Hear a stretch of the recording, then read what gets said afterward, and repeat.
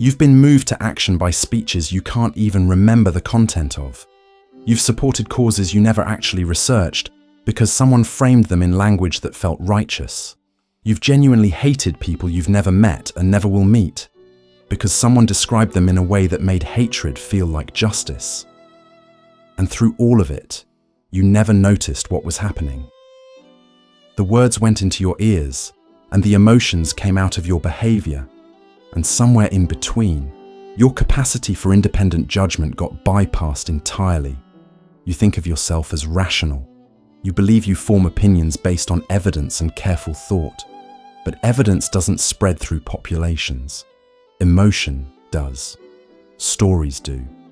The right sentence delivered at the right moment can override decades of experience and centuries of accumulated wisdom. The people who understand this have been running civilizations while everyone else wonders why the world stopped making sense. Machiavelli dedicated his life to studying how power actually operates, not how philosophers wish it operated or how politicians pretend it operates when speaking to crowds. He observed how power functions in the real world among actual human beings with actual psychological weaknesses. What he found was that the masses are never moved by logical argument. They are moved by appearance and image and the feeling a leader creates in them. The substance of what someone says matters far less than how saying it makes people feel. A prince who seems virtuous will be followed exactly as if he were virtuous, regardless of his actual conduct when no one's watching. A prince who projects strength will be obeyed as if that strength were real, even when it's pure performance. Reality matters less than perception in every domain that involves human beings. And perception is shaped almost entirely by language.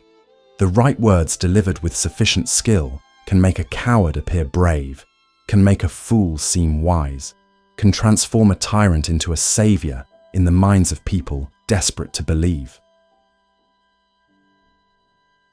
The first tool of mass manipulation is simplicity.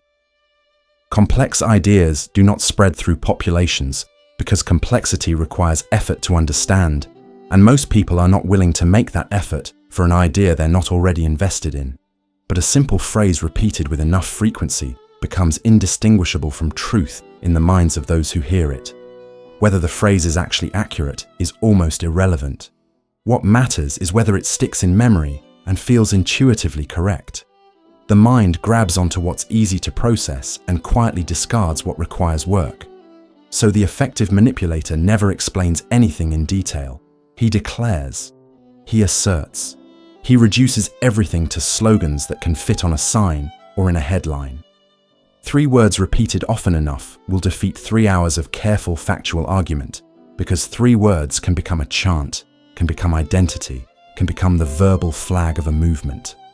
Machiavelli observed that princes who spoke in plain, simple terms controlled what people thought, while princes who spoke with precision and nuance lost the crowd's attention within minutes. The second tool is the creation of enemies.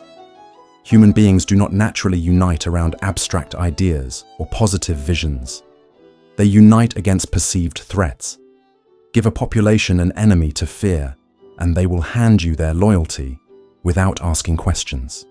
The enemy doesn't need to be real. The enemy only needs to feel real.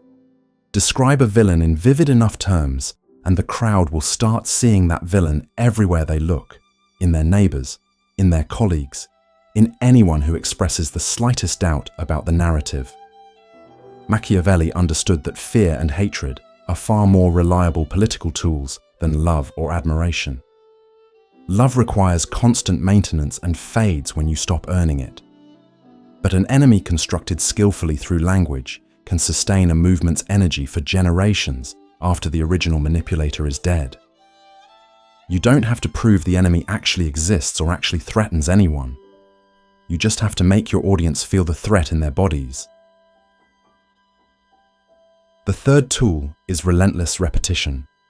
When you hear a claim for the first time, your mind evaluates it critically. When you hear it a second time, you simply recognize it as familiar. By the third exposure, that familiarity starts feeling like truth. regardless of whether you ever actually verified the claim. This is why effective propaganda operates through saturation rather than persuasion. You don't need to construct an argument that convinces anyone. You just need to repeat your assertion until it feels like something everyone already knows. The human mind systematically confuses recognition with validity. A claim you've encountered before feels more credible than a claim you're hearing for the first time, even if the familiar claim is a lie and the new claim is well-documented fact. Machiavelli watched this dynamic play out in Italian politics and noted that consistent messaging defeats accurate messaging without exception. The voice that stays on message wins. The voice that values precision loses. The fourth tool is emotional hijacking. Every speech that actually moves people targets feelings first and logic second, if logic enters the equation at all. The effective manipulator never asks you to think carefully about anything. He makes you feel something intense, then hands you an intellectual framework that matches the feeling and seems to justify it. First, he generates the outrage. Then he provides the explanation for what you're outraged about. First, he makes you afraid. Then he tells you what you should be afraid of. By the time your rational mind activates and starts evaluating the situation, your emotional conclusion is already locked in place. You're no longer analyzing evidence with an open mind. You're defending a position you feel is true in your bones. You'll fight for conclusions you never would have reached if anyone had asked you to think before you felt. Machiavelli saw clearly that the heart processes faster than the mind ever can. Whoever captures the heart first has already won the battle for the mind. The fifth tool is identity fusion. The most powerful form of manipulation doesn't just change what you happen to believe about a particular issue. It changes who you understand yourself to be. When an idea becomes fused with your sense of identity, any attack on the idea registers as an attack on you personally. The skilled manipulator understands this and doesn't merely sell policy positions or factual claims. He sells belonging. He makes agreement into a membership card that grants access to a tribe. Once you've accepted that card, questioning the tribe's positions means questioning your own place in the group. It means risking exile from the only community where you feel seen and valued. Human beings will believe almost anything, including obvious falsehoods, to avoid the pain of exile from their tribe. Machiavelli observed that people don't hold beliefs in any meaningful sense. Beliefs hold people. Once a belief becomes load-bearing for someone's identity, presenting evidence against that belief doesn't weaken their commitment. It strengthens it, because now they're not just defending an idea, they're defending themselves. Everything described here is operating on you right now, today, through your phone and your feeds and your news sources. The techniques haven't changed in 500 years because human psychology hasn't changed. We remain tribal creatures, ruled by emotion, desperate to belong somewhere, terrified of being cast out. The delivery mechanisms have gotten faster and more sophisticated. The language has evolved to match contemporary sensibilities, but the playbook Machiavelli documented centuries ago remains perfectly operational. Make the message simple enough to spread without thought. Give the audience an enemy to unite against. Repeat your claims until recognition replaces evaluation. Target emotions first and provide reasoning later. Fuse belief with identity so that doubt feels like self-betrayal. Never allow anyone enough silence to actually think about what they're accepting. You have been on the receiving end of these techniques your entire life, which means every opinion you currently hold deserves to be audited. Not because you're stupid or uniquely gullible, but because you're human, and humans are exquisitely vulnerable to language that's been crafted to bypass their defenses. The solution isn't cynicism, because cynicism is just another emotional stance that can be manipulated just as easily.